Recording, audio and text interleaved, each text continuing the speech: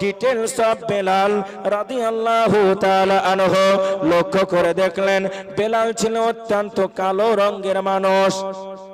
বেলালের ঠোঁটগুলা ছিল মোটা, হাবশি দেশের মানুষ ছিল। কেসেসকে মনে মনে ভাবলেন আমিও কালো, বেলালও কালো, কালো কালো দুজনার মিল হয়ে গেল। জোরে বলা যায় না সুবহানাল্লাহ, নারে তাকবীর। তাই তো কবি সুন্দর করে বলে কালো হয়েছে তাই বলে কি আদর নাই কমর, লোকে আমায় নিন্দা করে বন্ধ করে দূর। কাক কালো, কোকিল কালো, কালো মাথার চুল, তবে আমি কালো হয়ে কি করেছি কোনো ভুল? চোখের মনি কালো, কালো কাবার গেলাম, কালো রঙের বান্ধবের কেশ দেখতে লাগে ফেমাস। কেশ মানে কি গো? কেশ মানে কি? চুল। কালো রঙের বান্ধবের কেশ দেখতে লাগে ফেমাস, তবে আমি কালো হয়ে কে করেছে কোনো ভুল?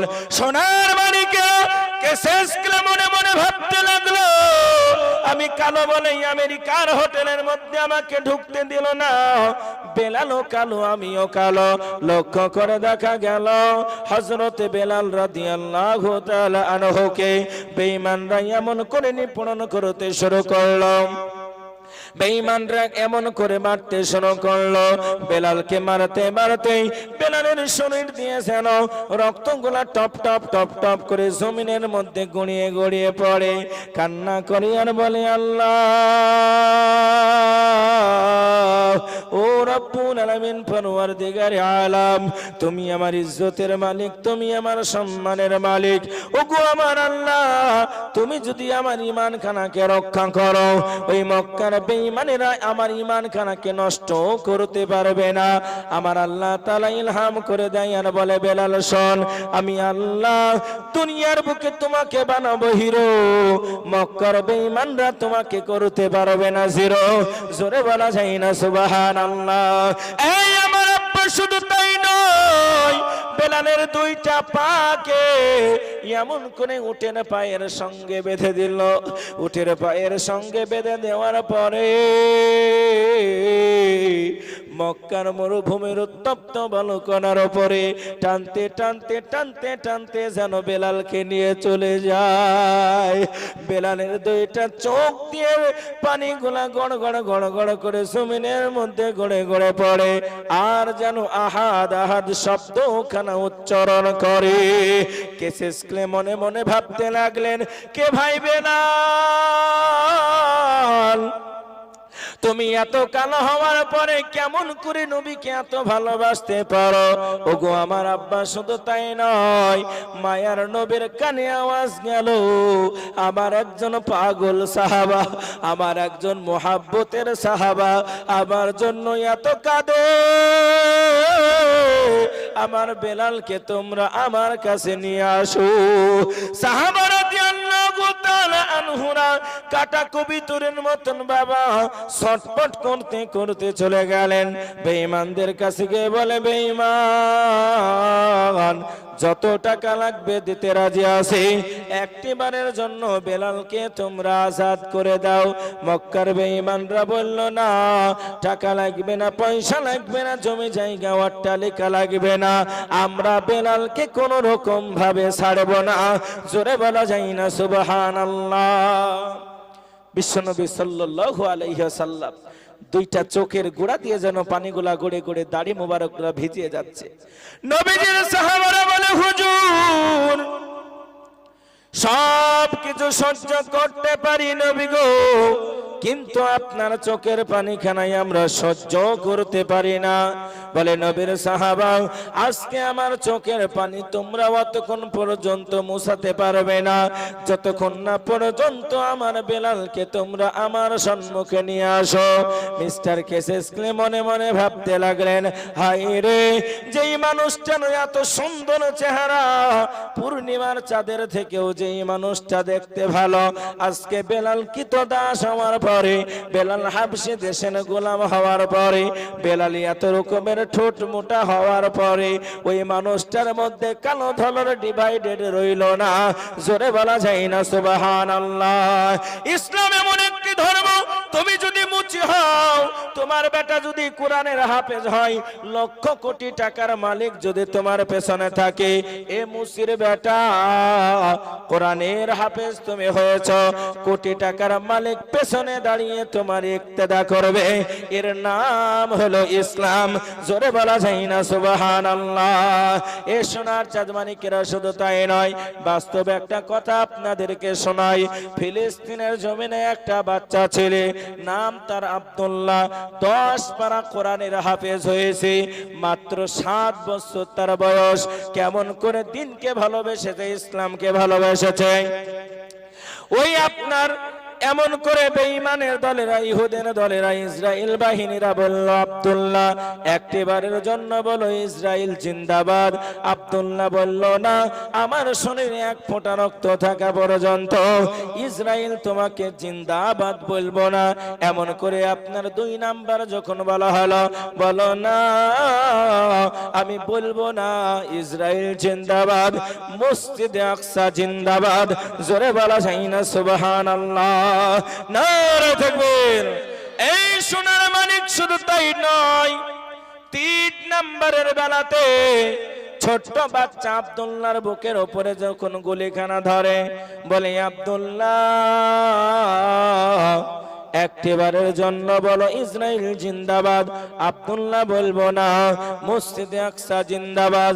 আজকে সোনার ছেলেরা মসজিদে আকসার ফজিলত খানা জানে না, অনেকে বুঝেই না মসজিদে আকসা আবার কি জিনিস। আল্লাহর নবী হাদিস শরীফের মধ্যে বলেছে, বুখারী শরীফের 2য় খণ্ড 5335 থেকে 37 নম্বর হাদিসের মধ্যে আছে, নবী আমার করে বর্ণনা, 3টি জায়গায় তোমরা নেকির উদ্দেশ্য যাবে। 1 নম্বরের স্থান হলো বাইতুল্লাহ। যদি কোনো ব্যক্তি বাইতুল্লাহর নিকটে যায়, বাইতুল্লাহর চত্বরে 1 রাকাত নামাজ পড়ে, আমার আল্লাহ পাক আল্লাহ তাআলা 1 রাকাত নামাজ পড়ার কারণে তার আমল নামাতে 1 লক্ষ রাকাত নামাজের নেকি দিবে। জোরে বলা যায় না সুবহানাল্লাহ।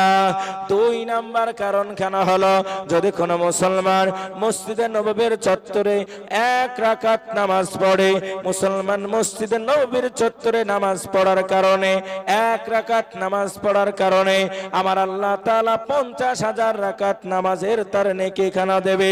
3 নাম্বার ফজিলত খানা হলো, যদি কোনো মানুষ মসজিদে আকসার মধ্যে নামাজ পড়ে, 1 রাকাত নামাজ পড়ার কারণে আমার আল্লাহ পাক আল্লাহ তাআলা তার আমল নামাতে 25,000 রাকাত নামাজের নেকি দেবে।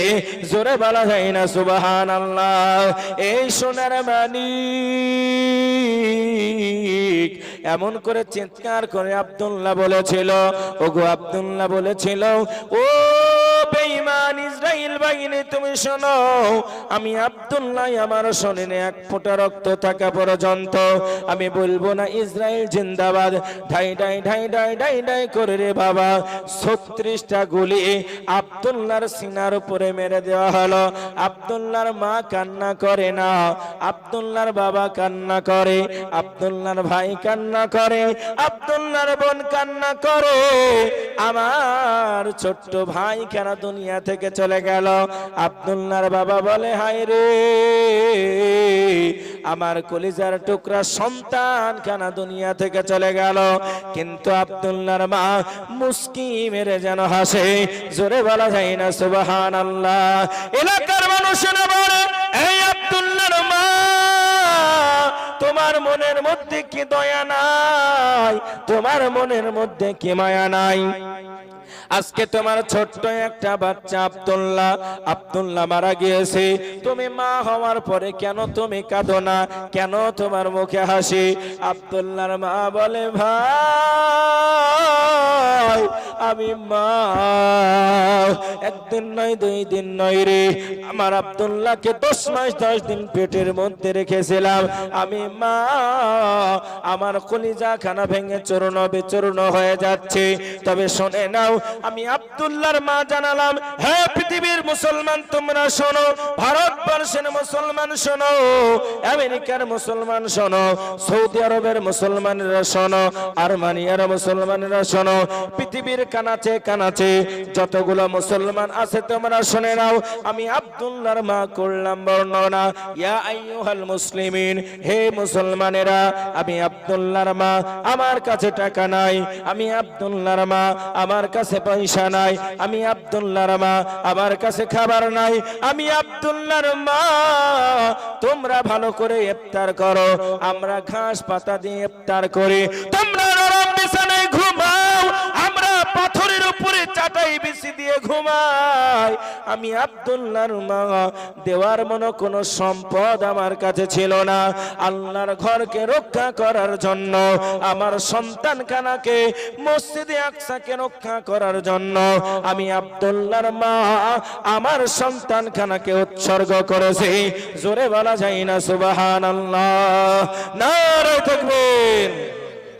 এই সোনার চাঁদ ভাইয়েরা, তরুণ যুবকেরা, এই জন্য আমি আপনাদেরকে বলবো, পৃথিবীর বুকে বেঈমানরা মসজিদ খানাকে ভাঙতে চাইবে, মাদ্রাসা খানাকে ভাঙতে চাইবে, কিন্তু পৃথিবীর বুকে মুসলমান যতদিন বেঁচে থাকবে, মুসলমানদের রক্ত দিয়ে হলেও আল্লাহর ঘর মসজিদকে বাঁচাবে। জোরে বলা যায় না নারে তাকবীর। আমার মানিক চলেন একটু এগিয়ে যাই, এমন করে বেলাল কাঁদে, আল্লাহর নবীও যেন কাঁদে। সাহাবারা বলে, ওরে মক্কার বেঈমান, 3 ডবল দাম দেব, বেলালকে তোমরা ছেড়ে দাও।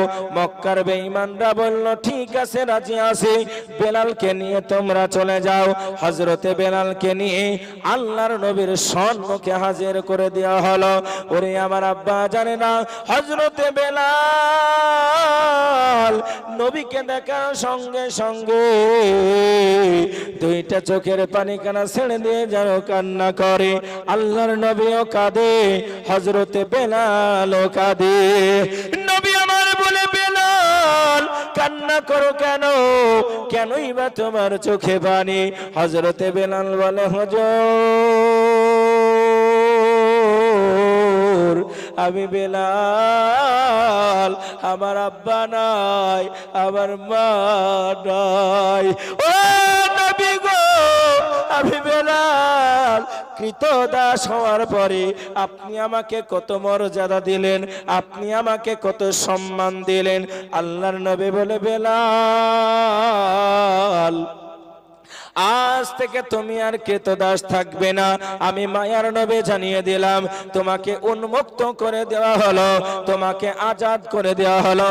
জোরে বলা যায় না সুবহানাল্লাহ। এ সোনার মানিকেরা, যখন আল্লাহর নবী এই কথাখানা বলে দিল, হযরতে বেলালের কান্নার পাওয়ার যেন আরো বেড়ে গেল। নবী বলে, বেলাল গো, কান্না করো কেন, কেনই বা তোমার চোখে পানি? বলে, হুজুর গো, ইয়া রাসূলুল্লাহ, ইয়া হাবিবাল্লাহ, আমি বেলাল, মায়ার নবী আপনি শুনে নেন, যখন মক্কার বেঈমানরা আমাকে টর্চার করত, মক্কার বেঈমানরা যখন আমাকে মারত, আমি বেলাল, আমার যেন মনে হতো আমি আপনার সুন্দর চেহারা খানা দেখতে পাবো না।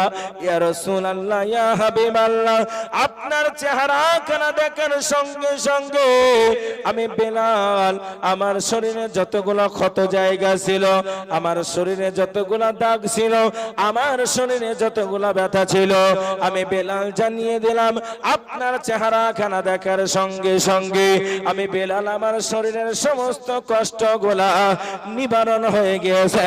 জোরে বলা যায় না সুবহানাল্লাহ, নারে তাকবীর। মিস্টার কেসেস ক্লে জেলখানার ভিতরে ঘটনাখানা যখন পড়তে লাগে, হাই রে বেলাল, কতই না মর্যাদার অধিকারী তুমি হলে, কৃতদাস থেকে জামানার শ্রেষ্ঠ পয়গম্বরের কাছের লোক হলে।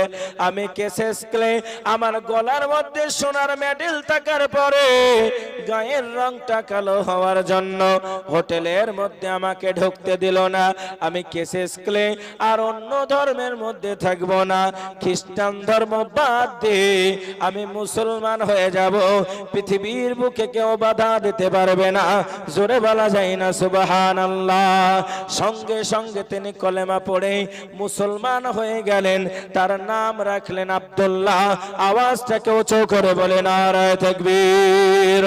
এই সোনার মানিক, এই জন্য আমি আপনাদেরকে বলবো, আল্লাহর কোরআন জানিয়ে দেয় বলে লা ইকরাহা ফিদ্দিন, দিনের মধ্যে কোনো জবরদস্তি নাই, দিনের মধ্যে কোনো বাড়াবাড়ি নাই, দিনের মধ্যে কোনো ছাড়াছাড়ি নাই।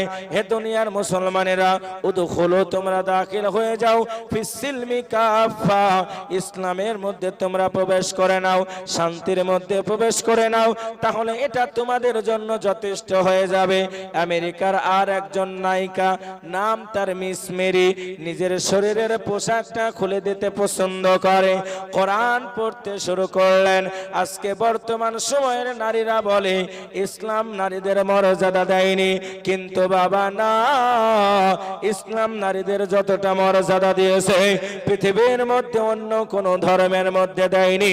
জোরে বলা যায় না সুবহানাল্লাহ, নারায়ে তাকবীর। আজকের যুবকেরা পড়ে রাজা রামমোহন রায় বিধবা প্রথা চালু করেছে। আমি ঠিক বললাম না ভুল বললাম? জোরে বলেন।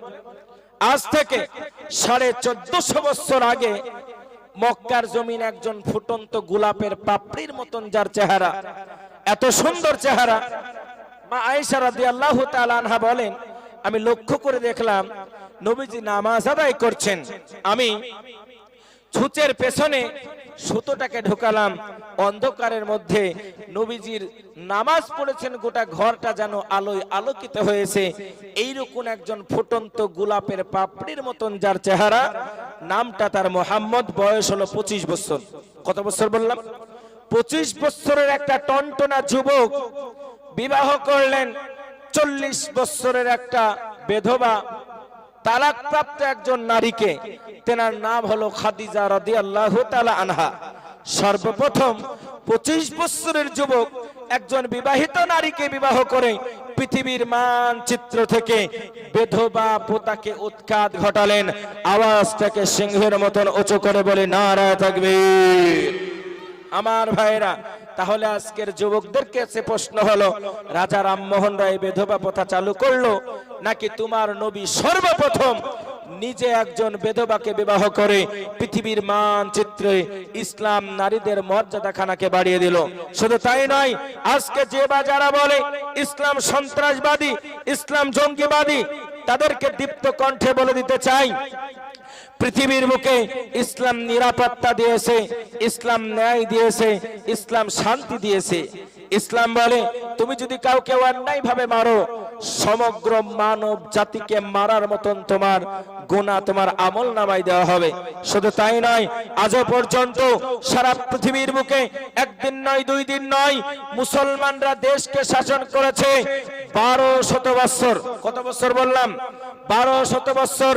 সুলতান সুলেমান শাহ থেকে শুরু করে নিয়ে সুলতান আব্দুল হামিদ পর্যন্ত, সুলতান সুলেমান পর্যন্ত অটোমান সাম্রাজ্যে আপনি এমন কোন নজির দেখাতে পারবেন না মুসলমানদের কোন নেতা, মুসলমানদের কোন বাদশা, মুসলমানদের কোন রাজা জোর করে জবরদস্তি করে মানুষদেরকে ইসলামের মধ্যে ধাপিত করেছে।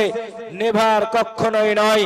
তার কারণ ইসলাম প্রথমেই বলে তুমি যদি দিল থেকে অন্তর থেকে স্বীকার না করো, তোমাকে মুসলমান বলে মেনে নেওয়া যাবে না। ইসলামের মূল নীতি হলো অন্তর থেকে স্বীকার করা। আজকে আপনাদেরকে বলতে চাই, একটু গভীর মনোযোগ দিয়ে শুনবেন, তাহলে আজকে ইসলাম পৃথিবীর মানচিত্রে এত বছর ধরে দেশ শাসন করার পরে আজকে পৃথিবীর বুকে মুসলমানরা এত অবহেলিত কেন? মুসলমানরা আজকে এত লাঞ্ছিত কেন? মুসলমানরা এত পথদলিত কেন? মুসলমানরা আজকে পৃথিবীর মানচিত্রে কেন এত জটিলতার শিকার হচ্ছে? তার কারণ হলো একখানা, আল্লাহর কোরআন বলে, কোরআন সত্য না মিথ্যা? তাড়াতাড়ি বলেন, কোরআন সত্য না মিথ্যা? কোরআনের মধ্যে কোনো ভুল আছে? There is no mistake in the holy Quran. আল্লাহর কোরআন বলে দালিকাল কিতাবুল লা রাইবা ফি। আমি একটা কিতাব পাঠালাম, অবাক হয়ে যাবেন, পৃথিবীর বুকে কোনো লেখক নাই, পৃথিবীর বুকে কোনো গায়ক নাই, পৃথিবীর বুকে কোনো বৈজ্ঞানিক নাই যে বলতে পারে সম্মানীয় পাঠক পাঠিকা আমি একটি বই লিখলাম যে বইটার মধ্যে, গ্রন্থের মধ্যে কোনো ভুল নাই। কিন্তু কোরআন আপনাকে বলে যে আমি এমন একটা গ্রন্থ পাঠালাম যার মধ্যে কোনো ভুল নাই, ভুল থাকা তো দূরের কথা, সন্দেহর অবকাশ থাকতে পারে না, এমন একটি ধর্মগ্রন্থর নাম হলো কোরআন। কোরআন বলে ওয়ালা তাহিনু ওয়ালা তাহজানু ওয়া আনতুমুল আলাউনা ইন কুনতুম মুমিনিন। পৃথিবীর মুসলমান, তোমাদের কোনো ভয় নাই, তোমাদের কোনো ডর নাই, তোমাদের কোনো চিন্তা নাই, তোমাদের কোনো চেতনা নাই। কোরআনকে জিজ্ঞেস করা হলো, ওগো কালামুল্লাহ, যদি মুসলমানদের ভয় না থাকে, মুসলমানদের টেনশন না থাকে, মুসলমানদের যদি চিন্তা না থাকে, আজকে সারা পৃথিবীর মানচিত্রে মুসলমান এত মার খাচ্ছে কেন? জোরে বলুন, আমি কথা ঠিক বললাম না ভুল বললাম? আল্লাহর কোরআন জানিয়ে দিয়ে বলে, মুসলমানদের মার খাওয়ার এক নাম্বার কারণ হচ্ছে মুসলমানরা আল্লাহর পথ থেকে সরে গিয়েছে, মুসলমানরা আল্লাহর দ্বীন থেকে সরে গিয়েছে। আজকে নামেই মুসলমানেরা হয়েছে, এদের কাজের মধ্যে কোনো মুসলমান নাই। এরা খাতনাটা করে আর মোটা মাংসটা খেয়ে নাই, আর বলে আমরা হলাম মুসলমান। জোরে বলুন, কথা ঠিক বললাম না বেঠিক? নারায়ে তাকবীর। আমার ভাইরা, আল্লাহ তাআলা কোরআনের মধ্যে বললেন, দুনিয়ার মুসলমান তোমরা শোনো, আমি আল্লাহ তাআলা দুনিয়ার বুকে ঈমানদার যারা হবে, আল্লাহওয়ালা যারা হবে, আমি আল্লাহর কোরআন জানালাম, তাদেরকে বিভিন্ন বিষয় নিয়ে পরীক্ষা নেওয়া হবে। এক নাম্বার বিষয় হলো মিনাল খৌফ। আল্লাহ তাআলা দুনিয়ার বুকে ভয় দেখিয়ে তার ঈমান খানাকে পরীক্ষা করবে। এক নাম্বার হচ্ছে আল্লাহর ভয়। আল্লাহর ভয় যার অন্তরের মধ্যে থাকবে, আল্লাহ তাআলা ওয়াদা করেছেন, ওয়াদান আলাইহি হাক্কান। এ মুসলমানেরা, এটা তোমার নেতার ওয়াদা না, এটা তোমার মন্ত্রীর ওয়াদা না, এটা তোমার মেম্বারের ওয়াদা না। ভোটের আগে বাড়ি বাড়ি গিয়ে বলবে ভোট দেব, আর ভোটে যখন জিতে যাবে ঘরটা কেটে দেব। ঠিক বললাম না ভুল বললাম?